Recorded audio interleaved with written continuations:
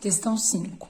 Foram feitas as medidas da corrente e da tensão aplicada aos terminais A e B e obteve-se a tabela abaixo. Então, aqui para determinada tensão, eu tenho uma corrente, né? De posse desses dados, pode-se verificar que o resistor B é um resistor ôhmico. Resistor é considerado ôhmico quando a resistência for constante, ou seja, se eu dobrar o valor da tensão, automaticamente a corrente também é dobrada. Uma vez que sua resistência permanece constante, independente da variação de tensão a que o resistor é submetido. Então, vamos verificar isso na tabela. Então, primeiro resistor, a tensão de 3, a corrente foi de 1. Daqui para cá, ficou 4 vezes maior. Daqui para cá, ficou só 2 vezes. Então, eu já verifiquei que quando eu tornei a tensão 4 vezes maior, a corrente não acompanhou. Então, esse aqui é um resistor não ôhmico. Vamos ver a tabela B. A tensão de 6, corrente de 1. Daqui para cá, dobrou o valor. Daqui para cá também dobrou o valor. Vamos testar mais uma vez? Daqui para cá, ficou 3 vezes maior. Daqui para cá, ficou 3 vezes maior. Então, quando eu vario a tensão, a corrente varia na mesma proporção. Então, esse condutor B é considerado um resistor ôhmico, ou seja, um resistor onde você jogar essa equação, você vai achar a resistência sempre constante, mesmo variando corrente e tensão. Vamos ler o resto. De acordo com a tabela, essa primeira parte está certa. De acordo com a tabela, caso fôssemos representar os dados na forma de um gráfico da tensão versus corrente, teríamos uma curva para o resistor A e uma reta para o resistor B.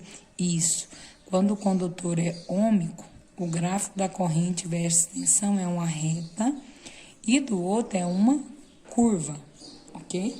Então, questão 5, verdadeira. Questão 6. É uma equação envolvendo a segunda lei de Newton, segunda lei de Ohm. De acordo com a segunda lei de Ohm, descrita na imagem acima, que é a rola, temos que a resistência elétrica do resistor é diretamente proporcional ao seu comprimento. Se eu aumento o comprimento, aumenta a resistência, porque eles estão no mesmo alinhamento. Então, até aqui está ok.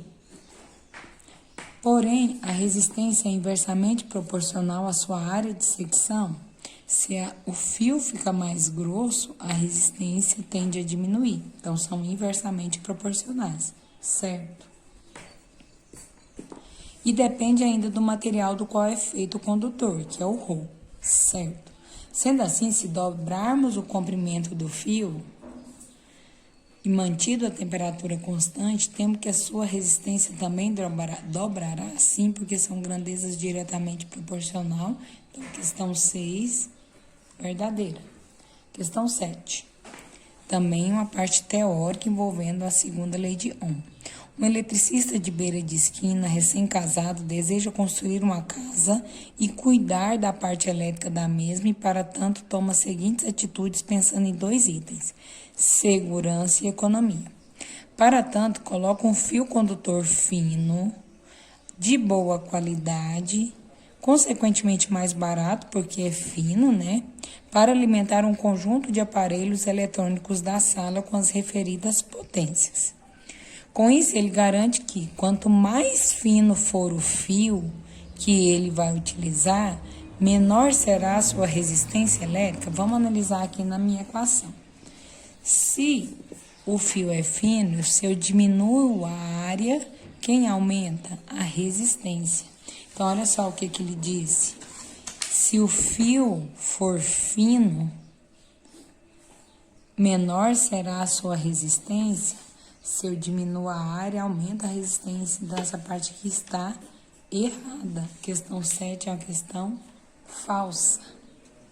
Outra estratégia que ele pensou ao colocar esse fio fino seria que, com essa atitude, menor seria a sua resistividade. Gente, resistividade é uma característica de material, certo? Então, ela está falsa por 2 condições. Questão 8. Temos que a condutividade, moçada, é o inverso da resistividade. Na minha equação,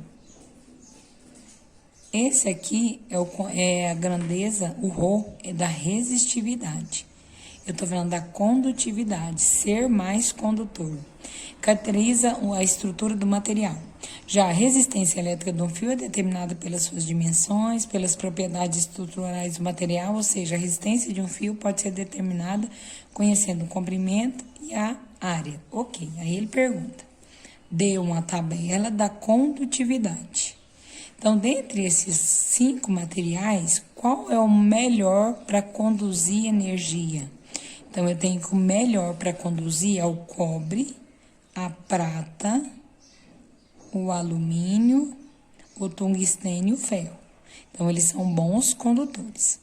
De posse das informações contidas na tabela, que relacionam alguns materiais à sua respectiva condutividade, mantendo sempre a temperatura ambiente, porque a temperatura interfere na condutividade dos materiais, e as mesmas dimensões geométricas, os 3 fios que apresentam menor resistência elétrica, se é menor resistência, é porque são bons condutores.